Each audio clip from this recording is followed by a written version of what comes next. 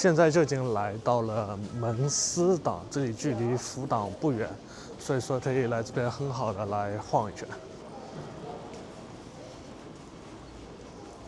现在终于出了门司港的车站，这里门司港自从1889年开港以来，城市非常重要的商业贸易港。可以看到这个门司港车站的建筑也是西方的建筑。这一带地区周围的建筑都是以西式建筑为主，感觉不像来到了日本。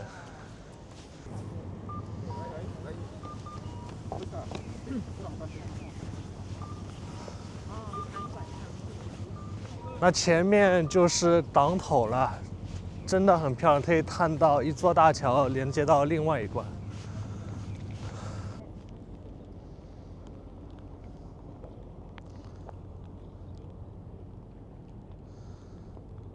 那我们也可以乘坐渡轮到对岸的下端去看一下。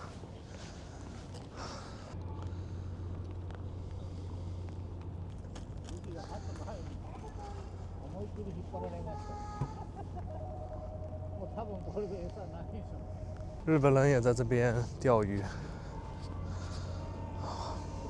这边的海真的很清澈。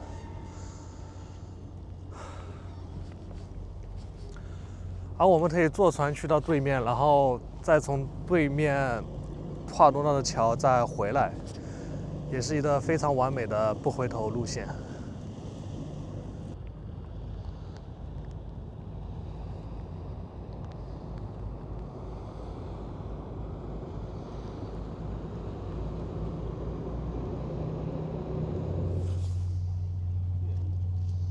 港口旁边还有个可动桥，这桥会打开，然后让船只经过。关闭的话，就是行人可以从上面通过。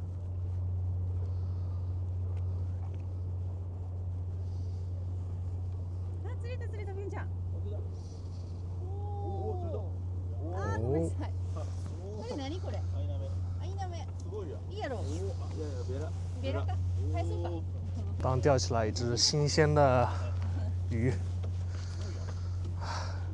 感觉在这边钓钓鱼、吹吹风、欣赏一下风景，真的很舒服啊！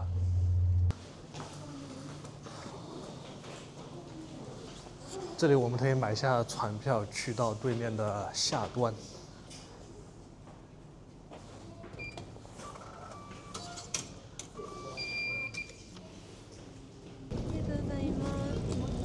现在我们就登船，这就是我们要坐的船。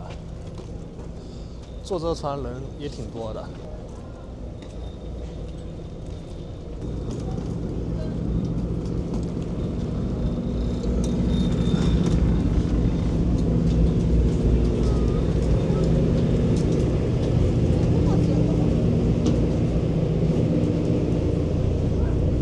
里面空间还是挺大的。如果下面座位满了，我们也可以去楼上。楼上的风景更好，因为它是露天的。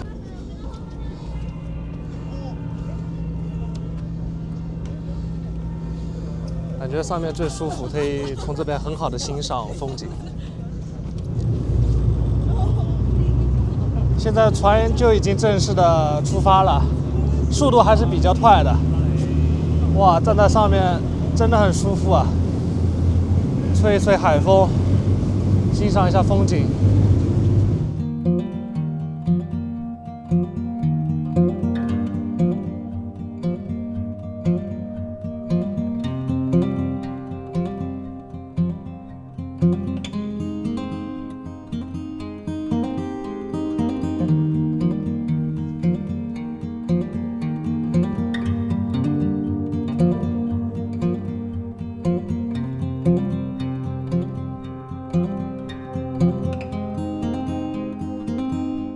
那里有的塘户市场，待会我们可以去那边找点吃的，据说海鲜比较多。现在我们就正式到达了下端，下端这个名字可能中国人不是很熟悉，那还有的名字叫马端。现在就已经正式踏上了下端的土地，旁边还有一些货运仓。趴车，说明很新鲜，因为这边就是港口，当渔获捕捞上来就直接宰杀。那这里面的海鲜的味道肯定不会差，那么大一个河豚。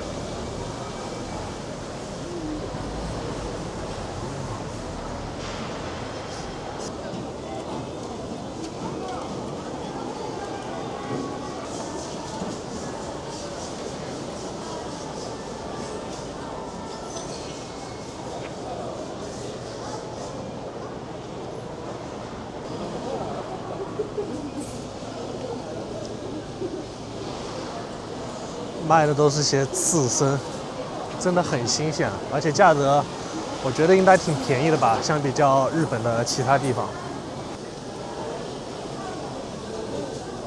只要你能想到的海鲜，基本都有。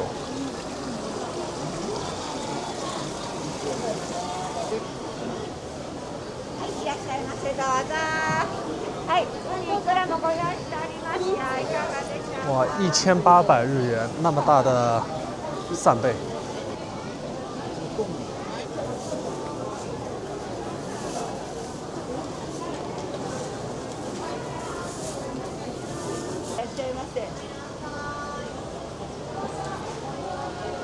らっしゃいませ。いかがですか？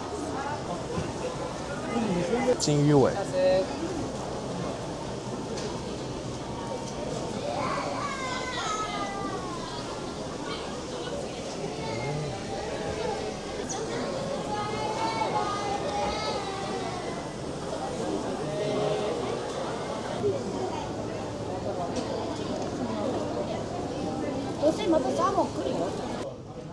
刺身就已经买好了，我就坐在这边来尝一下这个刺身的味道到底有多么的新鲜。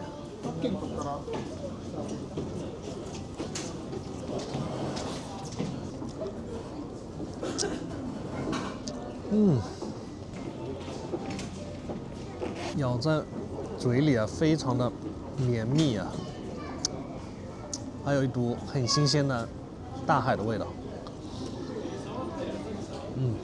跟外面买的生鱼片真的不一样，果然是市场旁边的生鱼片更好吃。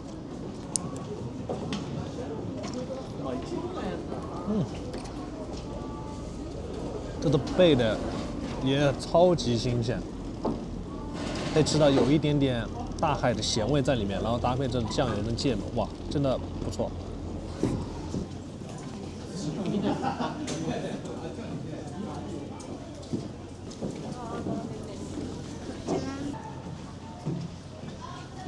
面朝大海，吃着新鲜的刺身。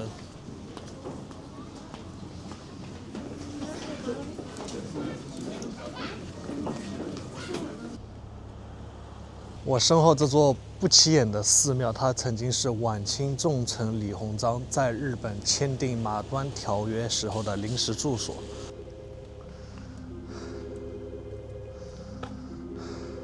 我们就上去探一下这个引介室，探一下曾经李鸿章在日本的临时居所是怎样的。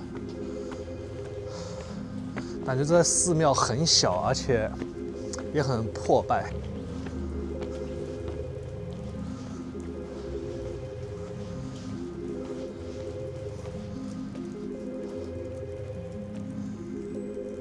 一个人都没有。这就是李鸿章曾经的临时住所，比较安静，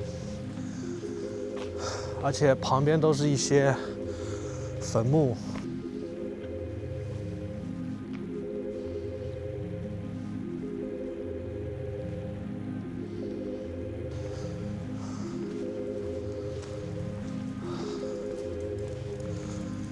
它不像其他一些寺庙有香火，这边连的香火都没有，很小。很安静，在一条小巷子当中，可以想象当时的李鸿章住在这边，代表中国政府跟日本签约，是怀着一种怎样的心情？就相当于这个寺庙，狭小、寂静。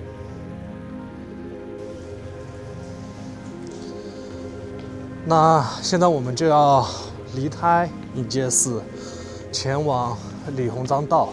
这这李鸿章道就是在引监市去往谈判的道路，所以说那道也被称作为李鸿章道。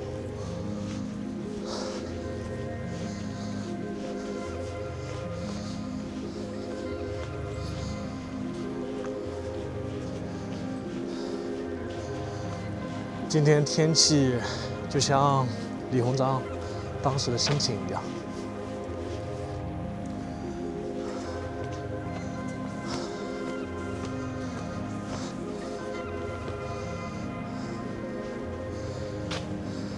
现在走的这条道就是李鸿章前往汾川楼谈判地点走的道路，真的很小啊。而下面就是日本的主路，上面就是一个居民区当中一个小路。那李鸿章和当时的日本首相伊藤博文一共进行了7次谈判，在第3次谈判结束后，从这里返回他的居所，遭遇了遇刺。李鸿章遇刺之后，日本派最好的医生给李鸿章治疗，最后李鸿章身体也恢复得不错，也完成了整次谈判。这条小路的尽头就是春帆楼，也是整次谈判的一个会议地点。所有的7次谈判都是在那个楼里面举行。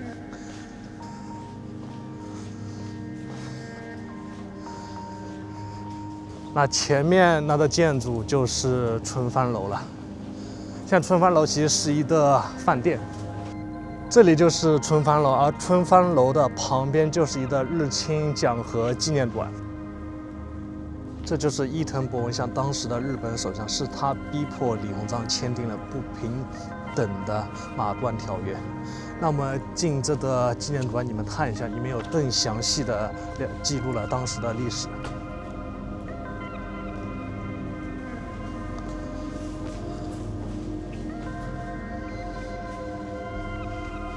整个博物馆也比较小，而且也没有什么游客，估计来这里的只有中国人。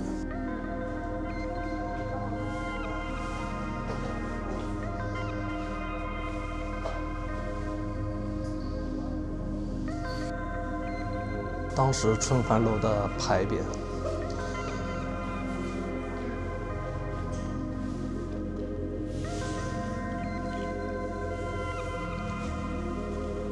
旁边一个会议室就是完全的模拟了当时会谈的场景。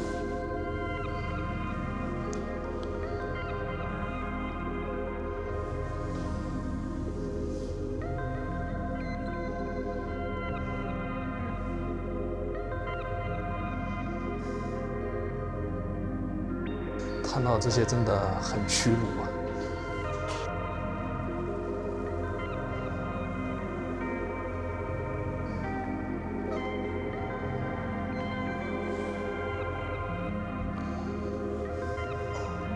那1945年4月17号，李鸿章代表中国签订了著名的马关条约，割让了辽东、台湾以及赔款3亿2白银。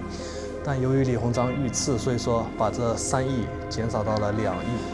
那这就是奇石大儒的马关条约。整个博物馆其实很小，一个走廊就结束了。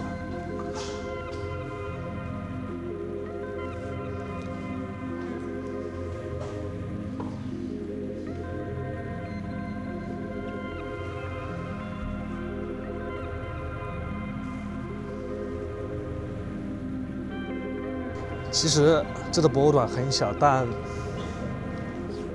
看完之后，作为一个中国人，心情很沉重。那李鸿章签署了这的马关条约之后，回国百官为他求情，因为这个错并不是他一个人的。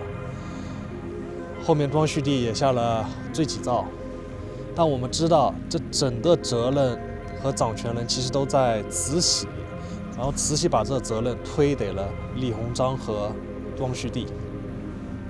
但签了这个条约之后，也有人说李鸿章是卖国贼，但我想说的是，总归要有人去背负这个骂名。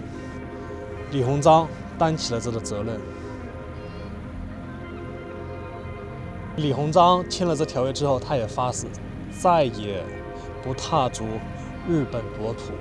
有一次他途经日本回国，需要换船，然后工作人员就架起了木板在两船之间，这样才得以换船。对李鸿章来说，这是一个棋子大辱；对中国人来说，这也是一个警示。李鸿章真的很伟大，因为没有人能担负起这样一个千古骂名。因为到如今，还有很多人说李鸿章是一个彻彻底底的卖国贼，但时间和历史会证明一切。